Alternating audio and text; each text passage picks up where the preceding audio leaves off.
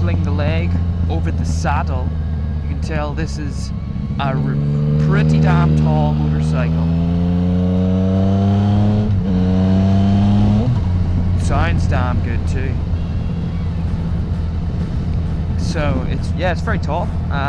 Completely different riding position than what I'm used to, obviously, with being an adventure tourer style motorbike.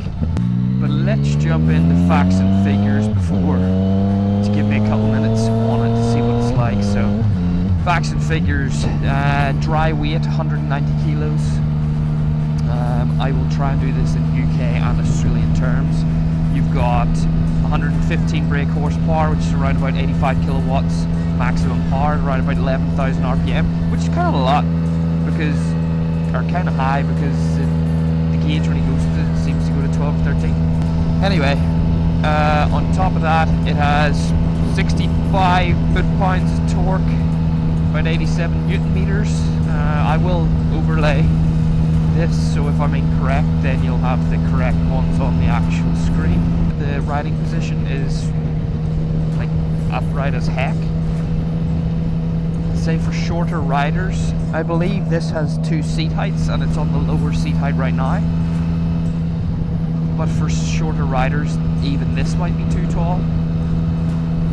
I find that traffic lights, to get a full foot on the ground, just one, I still need to scoot to the side a little bit.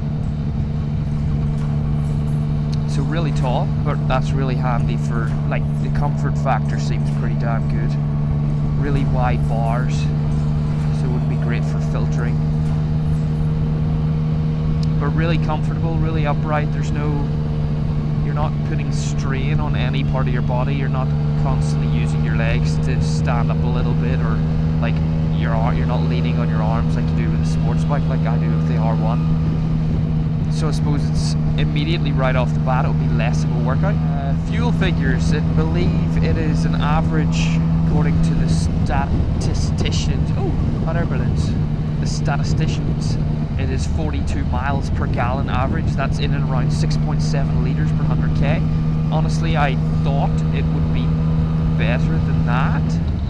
I run around at about 6.7 on the R1, so I would expect to find that in everyday living this actually does perform better than 6.7 litres per 100k.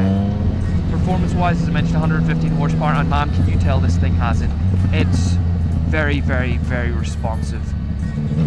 I've got it in A mode because that's, with it being Yamaha, you've got B mode, standard and A. I've got it in A because I live in A mode on the R1, so I figured 70 horsepower less, I'm bound to be able to handle it. Allegedly, the 2015 model has a snatchy throttle. Apparently they fixed it with the 2016, which is what this is. But I think I would find it hard to believe that it was too snatchy.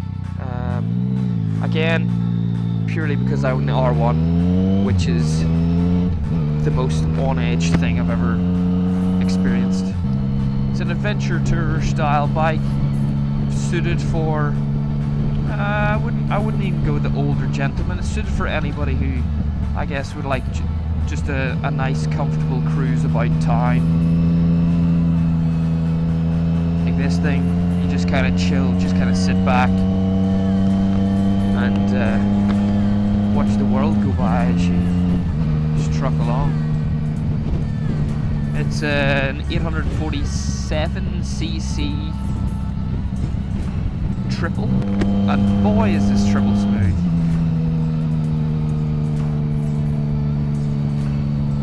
It likes to be in a high gear. It's perfectly happy being in a low gear. You get a heck of a lot of performance out of it, and man is it smooth. It's mind-bogglingly smooth. And I find inline 4s are fantastic, as I said in the Blackbird review, if you've seen that. Inline 4s are great, but the Big Bang cross-plane crankshaft R1 doesn't like to be low in the rev range. It performs fine, but you get, it's like a V-twin down there where you get, if you get on the gas when it's really low in the rev range, then you get a more of a response than a standard inline 4, but you do get the V-twin style rattle of the chugga chugga chugga whenever it's kind of going, holy crap, let's go. Whilst regular inline 4s and this triple is more of a, I'm doing 60 k's in 6th, it's more of a, you wind on the throttle, you go, and it goes, okay, we'll just gradually get on it. Whilst the inline 4 and the V-twins with all their torque, as soon as you rip it on, they're just going, holy crap, let's go right now. But being so low in the rev range, it kind of gives you a bit of a rattle. I'm in the market for this style of motorbike purely because I want a second bike, and this is different from a sports bike. I'm not getting rid of the R1, she's staying where she is.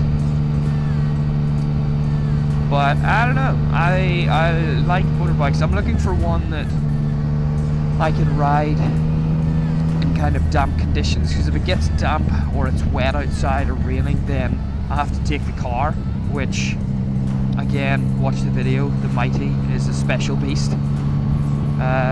But I don't like driving cars, I like riding motorcycles, so I figure I'll get something more upright, something that I can ride in the wet, and it won't kill me in the wet. The R1 is very, very, very, I'm always very, very scared of it killing me, even in B mode when it's quite placid. But this thing, being so modern, this thing comes with your ABS, you've got your traction control systems, everything, all the good stuff for nowadays, which would help in wet. So that's the kind of reason I'm in the market for it. Plus, I've always wanted 2 bikes at one time, and there's nothing stopping me really, or nobody stopping me, should I say. The mirrors give really excellent visibility in this thing, real solid on the little metal stocks. There's not too much vibration through them at all. I can see what's behind me, and I can see what's behind me without really moving my arm, which is good. On the more compact bikes, you have to tuck your elbows in order to see, but this thing, nah. In fact, out of the left-hand mirror, I can actually see, if I was on the highway, I could see what was on the right-hand side of me, behind me, from the left mirror. That's how good that one is. For being such a tall bike and being actually quite heavy, it feels surprisingly nimble. Feels light, which is good. You can just kind of throw it into a corner, whatever speed you really want it, and it's going to get through there fine. That's pretty good. I like that. That's cool. It sounds fantastic.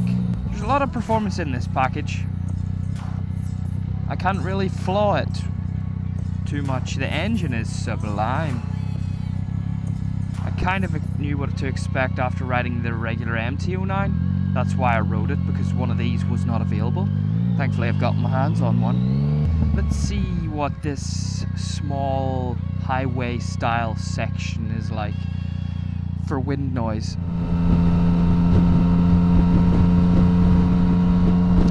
Wind protection is real good. I think the screen's in its highest position, so I would expect it to be pretty good. I'm getting a little bit of buffeting, but that's from the car in front of me. But it seems real nice. A little bit of wind noise, not too much. And if you tuck yourself in here at speeds, it gets quite silent. This is just an overall great package from Yamaha. They've done very, very well. And I was in the market for something like this, or a Tiger 800. I think we're on to a good one here though. I quite want this now. Damn it. Primary selling point being the exhaust, which is actually an aftermarket Acropoke. I hope I've covered everything. If I haven't, comments, whatever I should be including. Yeah, I don't do reviews very often or first rides, so any tips and tricks will be taken on board. Other than that, bye-bye.